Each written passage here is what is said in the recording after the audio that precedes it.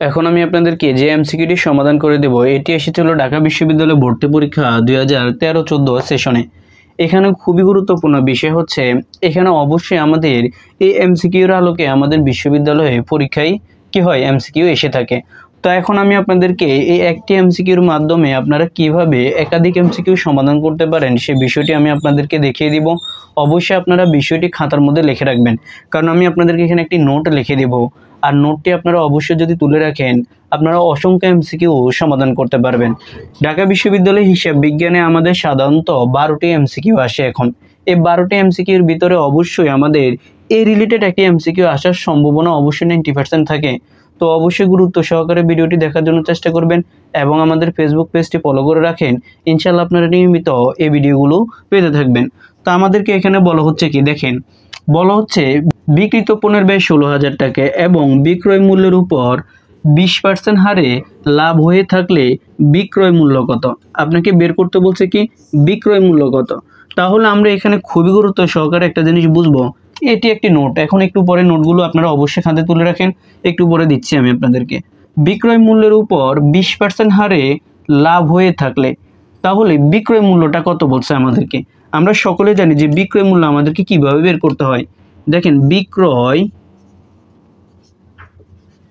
মূল্য, এই যে বিক্রয় মূল্য আছে এটি বের করব আমরা যেভাবে, সেটি হচ্ছে বিক্রিত পণ্যের ব্যয়,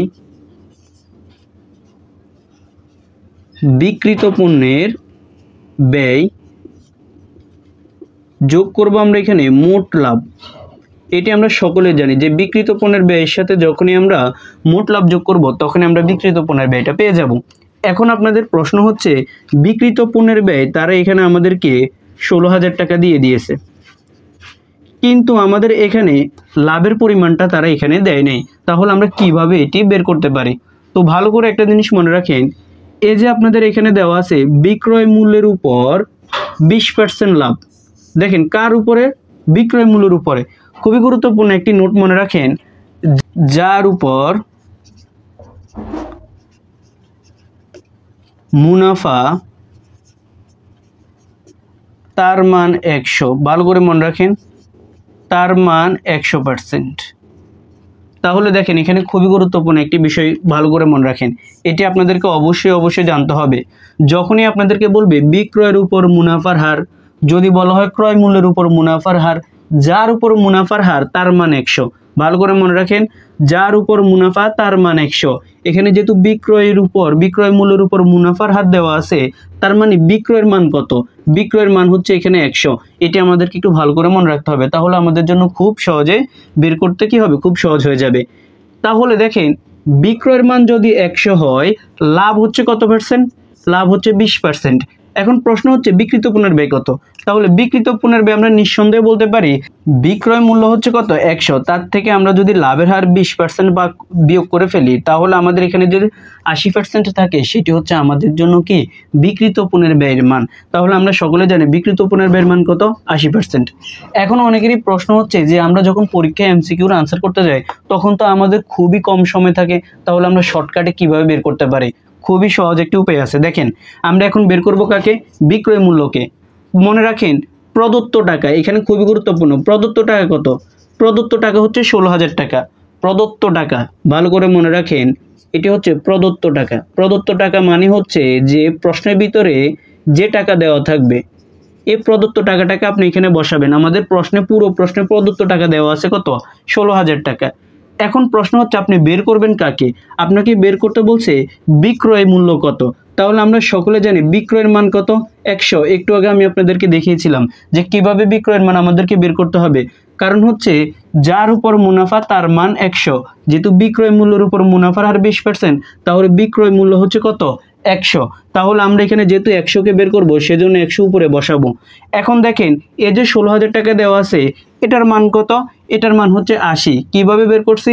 আমরা সকলে জানি বিক্রয়ের মান যেহেতু 100 হয়েছে তার থেকে লাভের হার 20% বিয়োগ করে ফেললে আমাদের এখানে আসবে কত 80। সেজন্য আমরা এখানে 16,000 টাকার মান হচ্ছে আমাদের এখানে 80%, আমরা এখানে বসাবো 80। তাহলে আপনি যখনই কাটাকাটি করবেন তখনই আপনার এখানে টাকাটা বের হয়ে যাবে। কিভাবে? দেখেন আমরা এখানে 0 0 একটা 0 একটা 0 কাটা যাবে, তাহলে আমাদের এখানে হবে 8 2 16 বাকি আছে এখানে পাশে কয়টি শূন্য, বাকি আছে আমাদের এখানে 3টা শূন্য, এই 3টা শূন্য আমরা এখানে বসাবো। এরপরে এখানে আছে 10 দ্বারা যদি আমরা গুণ করি তাহলে আমাদের এখানে হবে 20,000 টাকা। তাহলে আমরা সকলে দেখি যে আমাদের এখানে বিক্রয় মূল্য কত, বিক্রয় মূল্য হচ্ছে আমাদের এখানে 20,000 টাকা। অপশন আমাদের এখানে ইতে দেওয়া আছে 20,000 টাকা।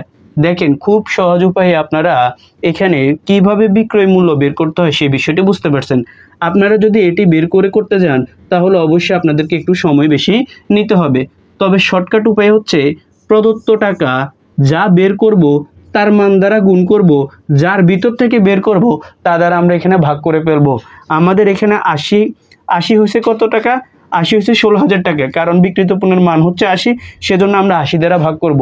আর যেহেতু বিক্রয় মূল্যকে বের করব সেজন্য বিক্রয়ের মান হচ্ছে 100, তাকে উপরে রেখে আমরা এখানে কাটাকাটি করলেই আমাদের এখানে বিক্রয় মূল্যটা পেয়ে যাব। তো দেখেন একটি এমসিকিউর মাধ্যমে আপনারা কিভাবে একাধিক এমসিকিউ সমাধান করতে পারেন সে বিষয়গুলো আমরা সাধারণত মাথায় রেখে আমাদের ফেসবুক পেজে আমরা নিয়মিত ভিডিওগুলো আপলোড করি। সকলে অবশ্যই আমাদের ফেসবুক পেজকে ফলো করে রাখতে পারেন। ইনশাআল্লাহ আপনারা পুরো কোশ্চেন ব্যাংকের সমাধান আমাদের পেজে পেয়ে যাবেন।